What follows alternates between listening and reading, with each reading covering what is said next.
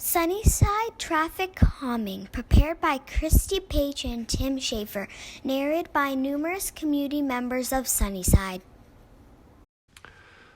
Sunnyside has had a cut-through traffic problem for years. The issue was largely relieved when alternating rush hour lanes were installed on Memorial Drive. However, recently the problem re-emerged with the lane closures on Memorial. As traffic builds westbound on Memorial, drivers cut into Sunnyside on 4th, 5A, 5th, and 5A Street Northwest in an attempt to drive around traffic backup. From there, they make their way through Sunnyside on 7th Avenue and 2nd Avenue. Impatient drivers tend to drive fast, and Sunnyside has an additional speed challenge with very wide lanes on 7th Avenue and 2nd Avenue. These two avenues are significantly wider than typical residential streets. Wide roads are a problem because they induce drivers to go fast. The extra space makes drivers feel safe going fast because there is more time and space to respond should something jump out. Did you know the lanes on 7th Avenue and 2nd Avenue are 42% wider than the lanes on Deerfoot Trail? No wonder drivers feel the need to speed. Let's first talk about traffic volume. The lane reduction on Memorial has provided the opportunity for people to be active while so many other things have been closed due to COVID. Unfortunately, this has increased the volume of drivers cutting through Sunnyside when traffic accumulates on Memorial. Reopening Memorial is unlikely to happen until after the COVID restrictions are lifted. Sometimes these lanes seem empty, especially when it snows or rains. However, there remains enough usage by cyclists, scooters, and pedestrians that reopening Memorial is too hard an argument to hold. Let's not pursue a battle we can't win. What can we do instead?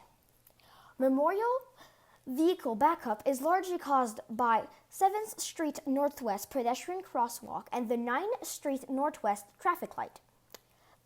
The highest level of backup occurs during the afternoon rush hour and on weekend afternoons. If these two traffic control points were given higher priority for vehicles on Memorial, there would be less backup traffic and fewer drivers would cut through Sunnyside. This is a relatively easy fix that would only require reprogramming those traffic control points. Next, let's talk about speed. Did you know that Sunnyside has a road width problem that encourages speed? Let's compare 1st Ave and 2nd Ave Northwest. In the image on the left, you see 1st Ave Northwest along the south side of the school. This road is 31 feet wide. Now look at the image on the right, where you see 2nd Ave to the north of the school. Visualize yourself driving down these roads, as you have probably done many times before. There's a certain speed that you would be comfortable going on each road, and it's influenced by allowing enough time to stop should someone run into the road. A narrow road induces slower driving speeds. On wider roads, you do not feel like you have to slow down. That may be okay where speed limits are high, but this is a dangerous road design for a 30 km/h school zone or anywhere in a residential community. So why are 2nd and 7th Avenue Northwest so wide? When Sunnyside was developed 100 years ago, 2nd and 7th Avenue were built to host vehicles, horses, and a trolley car. Many residents who worked on the south side of the Bow River would ride the trolley along 2nd Avenue and 7th Avenue and then up the bluff to the top of Center Street. From there, they'd ride another trolley down the Center Street Bridge and on to their place of employment. In the mid-1940s, automobile culture took over, and it was not long after that that the Sunnyside streetcar line was removed. When that happened, instead of narrowing the 2nd Avenue and 7th Avenue Northwest, cars simply took up the newfound space. Are we sure that 2nd Avenue and 7th Avenue are too wide? A good way to see if a road is too wide is by looking at the sneck down. Sneck down is a concept that is demonstrated when fresh snow lands on the road. As vehicles drive over the snow, they leave a trail showing how much of the road is actually used. The snow that remains is the road that is not used. To a lesser extent, gravel or rocks found on our roads in the spring is also an indicator of just how much of the road is not being used. Gravel tends to roll to the side as vehicles drive over it, and in the spring, the parts of the road that have accumulated gravel are an indication of road that is simply not used. While not as easy to see in the photo as snow, gravel still provides a good visual of unused road. Here are some photos showing gravel that has accumulated on 2nd Avenue. You can clearly see there is a section of road we simply wouldn't miss if the road was narrowed. How wide should a residential street be? Let's go back to 2nd Avenue Northwest beside Sunnyside School. Provincial regulations say that driving lanes must be 10 to 12 feet wide.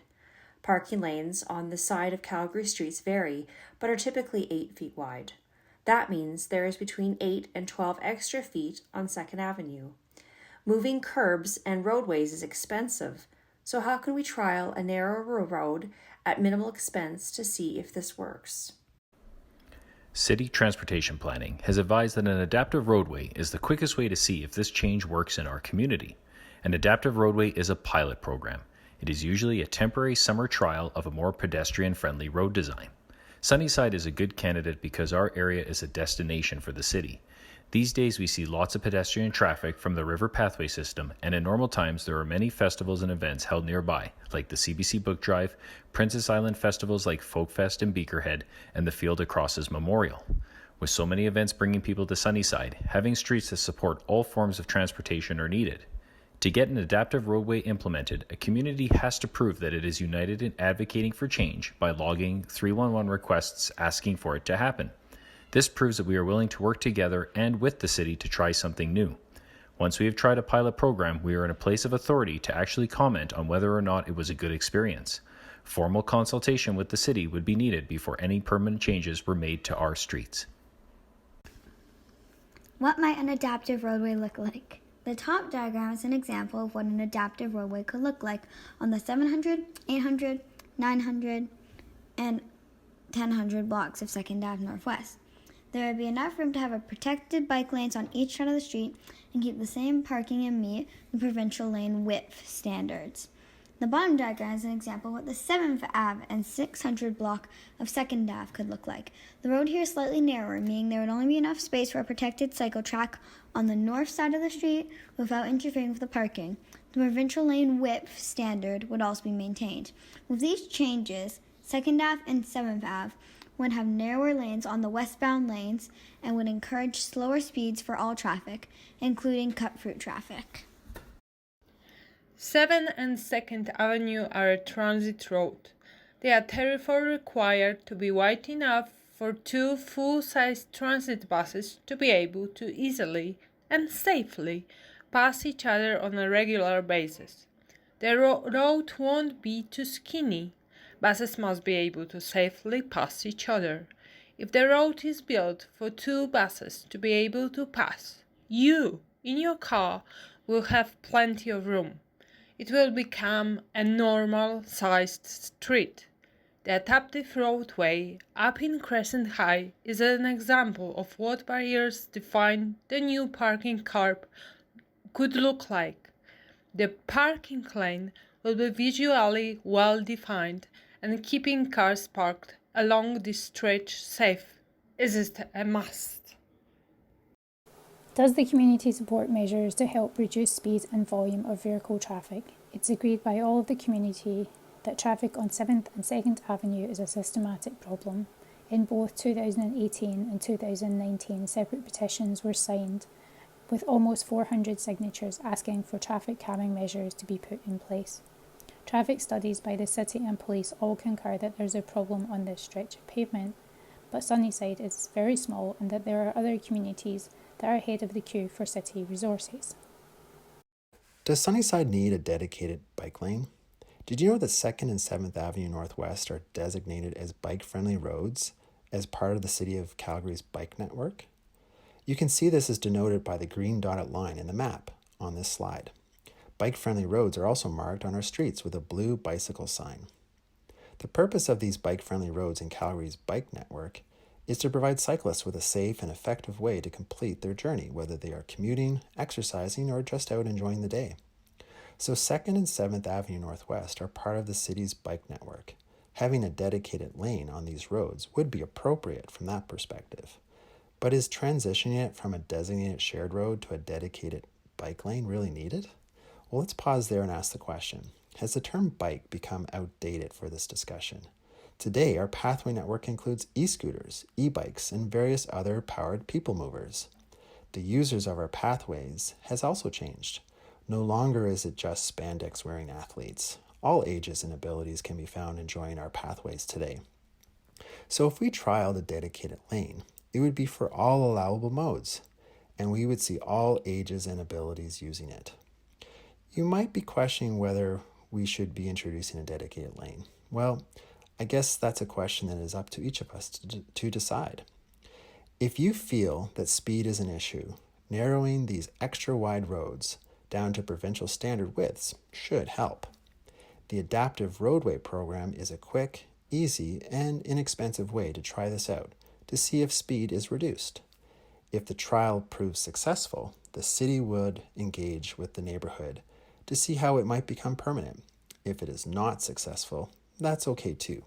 At least we gave it a try. To see these changes happen, we need as many 311 requests as possible. The easiest way to make a 311 request is by downloading the app to your phone. To improve flow on Memorial, from the 311 app, go to the Signs, Lights, Traffic Signal category. Select Traffic Signal, Timing Inquiry option, and raise the concern that the signal timing is causing too much backup on Memorial, which in turn causes too much cut-through traffic in Sunnyside. To support an adaptive roadway trial, from the 311 app, you'll want to choose Detour Inquiry under Road Backlane Maintenance, and write that you want an adaptive roadway along 7th and 2nd Avenue Northwest, making our walking and cycling space made wider while making the road skinnier to discourage cut-through traffic. You can also log requests online at 311 Calgary, but you have to scroll to page 7 to find Detour Inquiry. Or you can pick up your phone and dial 311 to make a request for bike lanes along 7th and 2nd Avenue. Be sure to follow up your 311 request with a letter to the Ward 7 Councillor's office. This is an important step to getting our elected officials to support our community. Please place your 311 request now, unless we show a united community. Sunnyside will continue to wait in queue till the city deems our neighborhood as top priority for road upgrades.